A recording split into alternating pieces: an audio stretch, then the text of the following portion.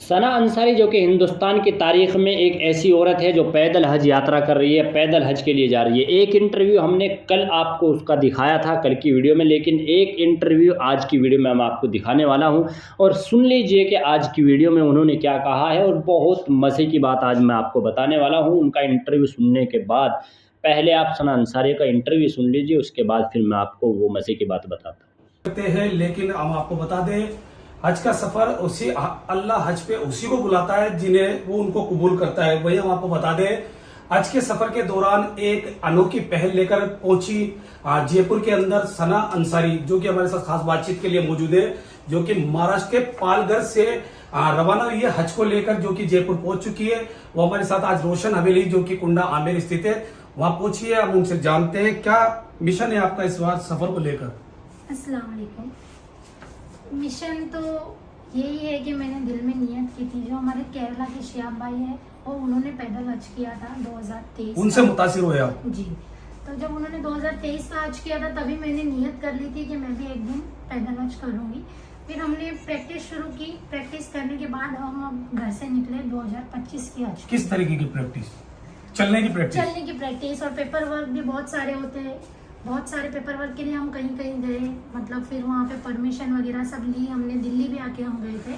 आप कुछ कार्य करते हैं या हाउस वाइफ है? नहीं, हाउस वाइफ। हाउस वाइफ है। ये हाउस वाइफ के लिए एक बड़ी चुनौती नहीं है पैदल चलकर, और इतना लंबा सफर? लगभग आपको जानकारी होनी चाहिए 7,500 किलोमीटर दूर जी। आप सफर तय करेंगे। अभी तक आपने 1300 किलोमीटर का सफर तय किया है। चुनौती तो है, इजी तो नहीं है, लेकिन फिर अभी नियत की है तो मैं पूरा करूंगी। और मैंने जाने के लिए निकली हूँ तो वहाँ जाके ही मैं क्या दुआ करेंगे आप वहाँ पहुँचकर? वहाँ पहुँचने के बाद मैं सबसे पहले तो अपने परिवार के लिए दुआ करूंगी, फिर हमारे हिंदुस्तान के लिए करूंगी। हिंदुस्तान के लिए किस तरीके की दुआ? हिंदुस्तान में तरक्की हो, अमन शांति हो, और जो भाईचारा आजकल खत्म हो रहा है उसको बरकरार रखने की मैं ये दुआ करूंगी वहाँ पर। इससे पहले कभी आप गए सऊदी अरब हज कर? नहीं, मेरा फर्स्ट टाइम है। ये फर्स्ट टाइम? उम्रा भी नहीं कर आया? नहीं, उम्रा भी नहीं किया। शादी कब हुई आपकी? शादी मेरी 3 साल पहले। 3 साल पहले आपकी शादी हुई। जी। इसके अलावा मतलब वहाँ से हज कब तक लौटेंगे? मतलब आप 2025 की हज करने के बाद हम आ जाएंगे। 2025 का जो अभी जो हज होगा 2025 का, जी, उसके बाद में आप लौटेंगे मतलब? जी। तो वहाँ से फिर आप कैसे लौटेंगे? बाय फ्लाइट से आएंगे। बाय फ्लाइट से आएंगे।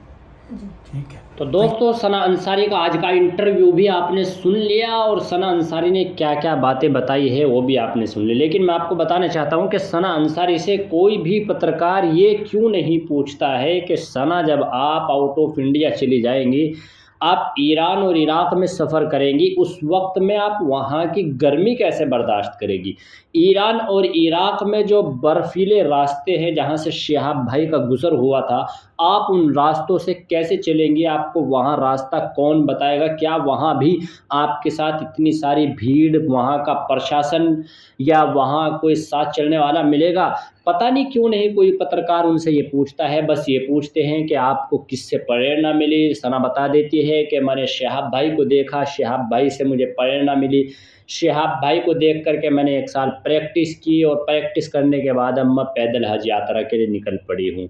और सना अंसारी ये भी कहती है कि जब एक मर्द किसी काम को कर सकता है तो हम औरतें क्यों नहीं कर सकती? हम औरतें भी मर्दों से पीछे नहीं हैं।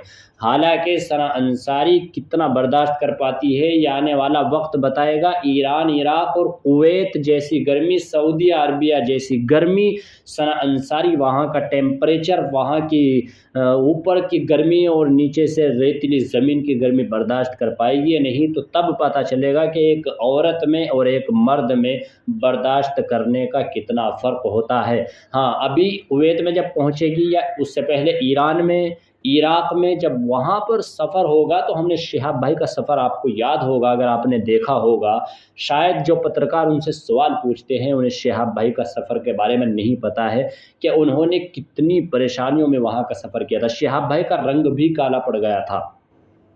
बर्फीले रास्तों से उन्होंने सफ़र किया था और ऐसी-ऐसी गर्मियों में उन्होंने सफ़र किया। आपको नौशाद भाई का सफ़र याद होना चाहिए कि जब गर्मी में बुरा हाल हो जाता था और पानी की बोतलें बैग में हर वक़्त पड़ी रहती थी, तो उस वक़्त में नौशाद भाई किसी ब्रिज के नीचे, पुल के नीचे बैठ कर के आराम फ़रमा लिया करते थे और अकेले चल रहे थे। बाज़ मर्तबा कोई इल्ला माशाअल्लाह कोई गाड़ी का ड्राइवर जो कि उनको जानता और पहचानता था, वो गाड़ी रोक कर चेजाए के कुछ उनसे हेल्प के लिए बोल देता था, लेकिन वहाँ पर अपने हिंदुस्तान की तरह उनके साथ भी कोई नहीं चला। सना अंसारी के साथ यहाँ पर बहुत सारे लोग चल जाते हैं और बहुत सारी भीड़ भी रहती है, जगह-जगह इस्तकबाल होते हैं, फूल मालाओं से स्वागत होता है, ठीक है, लेकिन आगे चल कर के वो कैसे बर्दाश्त कर पाएगी, ये कोई पत्रकार नहीं पूछता उनसे। दूसरी बात ये है कि सबसे बड़ा मसला जो पाकिस्तानी वीज़े को लेकर के है। देखिए अभी सना पहुँचेगी दिल्ली और दिल्ली अभी जयपुर में है, तो जयपुर से आगे दिल्ली पहुँचेगी। अब दिल्ली पहुँच कर के पाकिस्तान वीज़ा देने में कितना वक़्त लगाता है, ये बहुत दिलचस्प बात होने वाली है। बहरहाल सना अंसारी इस वक़्त में पैदल हज यात्रा पर है और राजस्थान के जयपुर में है। जयपुर से बल्कि बहुत आगे निकल चुकी हैं। 1300 किलोमीटर का सफ़र तय करके वो इस वक़्त में 3 महीने से भी ज़्यादा का वक़्त उनको हो चुका है और वो राजस्थान के जयपुर से आगे पहुँच चुकी है। आने वाला स्टेट उनका दिल्ली होगा, उनके लिए दुआ तो बनती है, दुआ करते रहें, लेकिन इस चैनल को सब्सक्राइब भी ज़रूर कर दें। इंशाअल्लाह रोज़ाना आपको वीडियो और इन्फॉर्मेशन मिलती रहती है, तो इंशाअल्लाह मिलते हैं आने वाली वीडियो में। जब तक के लिए आप तमाम लोगों को हमारी तरफ से अस्सलामु अलैकुम।